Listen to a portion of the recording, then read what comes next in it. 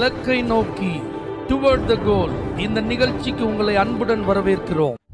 Praise the Lord. ஆண்டவராகிய இயேசுவின் இனிய நாமத்தில் இந்த புதிய நாளிலே உங்கள் எல்லாருக்கும் வாழ்த்துக்கள். ஆதியாகமம் 40ஆம் அதிகாரம் 23ஆம் வசனம்.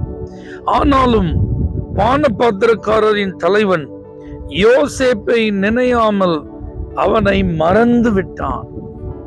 இக்கட்டான ஒரு நேரத்துல கலங்கி போயிருந்த ஒரு மனுஷனுக்கு ஆறுதலா அவன் கண்ட சொப்பனத்துக்கு ஒரு அர்த்தத்தை சொல்லி அந்த சொப்பனத்தின் நிறைவேறுதலின்படியே அவன் ஆசீர்வதிக்கப்பட்ட போது யோசேப்பு பாருங்க, அவன் ரொம்ப ரெக்வஸ்ட் பண்ணி கேட்டுக்கிட்டான், நீ ராஜாட்ட போய் என்னை குறித்து பேசுப்பா, இந்த இடத்துல வர்றதுக்கு நான் எந்த தப்பும் பண்ணல, ப்ளீஸ் எனக்கு ஹெல்ப் பண்ணி எப்படியாவது இங்க இருந்து நான் ரிலீஸ் ஆகுறதுக்கு எனக்கு சப்போர்ட் பண்ணு அப்படின்னு கேட்டப்ப இவன் பாருங்க ப்ராமிஸ் பண்ணிட்டு போனான்.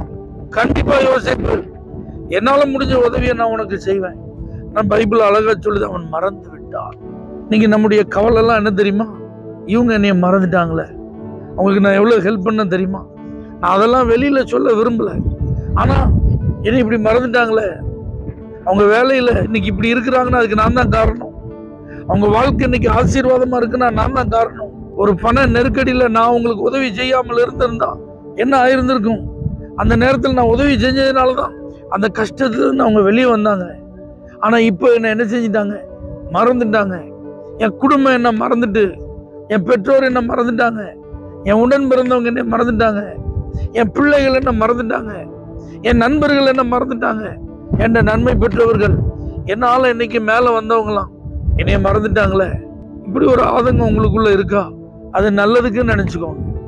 அவர்களை மறக்க செய்தது கர்த்தர் தான். ஏன்னா கர்த்தர் உங்களை குறித்து ஒரு நல்ல நினைவோடு இருக்கிறார். நீங்க எப்பொழுது ஆசீர்வதிக்கப்பட வேண்டும், எப்படி ஆசீர்வதிக்கப்பட வேண்டும், எதன் மூலமாய் ஆசீர்வதிக்கப்பட வேண்டும், இதெல்லாம் அவருடைய பிளான்ல இருக்கு. இப்ப யோசேப்பை இவன் மறக்காம பார்வோன்ட்டு போய் ரெக்கமெண்ட் பண்ணியிருந்தா யோசேப்பு விடுதலை அடைஞ்சிருப்பான், உண்மைதான். ஆனா எகிப்துக்கு அதிபதியா வந்திருப்பானா? ஒரு மிகப்பெரிய ஜீவ ரட்சணி அவனால உண்டாயிருக்குமா? நம்மளால சொல்ல முடியாது. ஆகவே தான் பாருங்க, கர்த்தர் இந்த சூழ்நிலையை அனுமதிக்கிறார். அப்ப தேவனே அனுமதிக்கும் இந்த சூழ்நிலைக்காக நன்றி சொல்லி பழகுங்க. மறந்தவங்களும் நினைவு கூர்ந்து உங்களுக்கு உதவி செய்யறதுக்கான ஒரு வாய்ப்பை ஏற்படுத்தி தருவார். இந்த பானபாத்திரக்காரன் ஒரு நாள் நினைவு கூர்ந்தான், ஐயோ நான் செய்த குற்றம் இப்பொழுதுதான் என் நினைவில் வருகிறது அப்படின்னு சொல்லி யோசேப்பை நினைவு கூர்ந்தான். அப்ப யார் எப்பொழுது உங்களை நினைக்கணும், இதெல்லாம் கர்த்தர் தீர்மானித்து வைத்திருக்கிறார். அதனால சிலர் மறந்துட்டாங்களேன்னு சொல்லி வருத்தப்படாதீங்க, வேதனைப்படாதீங்க, அவர்களை நீங்க குறை சொல்லாதீங்க, அவர்களை நீங்க குற்றப்படுத்தாதீங்க. உங்க மேல நினைவா இருக்கிற ஒரு தேவன் உங்களை உயர்த்துவதற்கு காத்திருக்கிறார். மறக்கப்பட்டது நம்முடைய நன்மைக்கு. பிதாவே உமக்கு ஸ்தோத்திரம். சிலர் எங்களை மறந்துட்டாங்களேன்னு சொல்லி வருத்தத்தோடு இருக்கிற உடைய பிள்ளைகளை நீர் தைரியப்படுத்துவீராக. நீர் எங்களை நினைவு கூறுகிறவர்.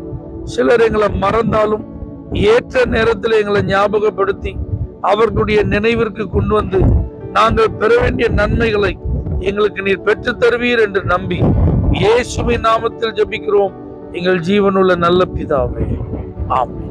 For prayer contact Pastor J. Kumar, El Shaddai Ministries, 9500252586, Surandai.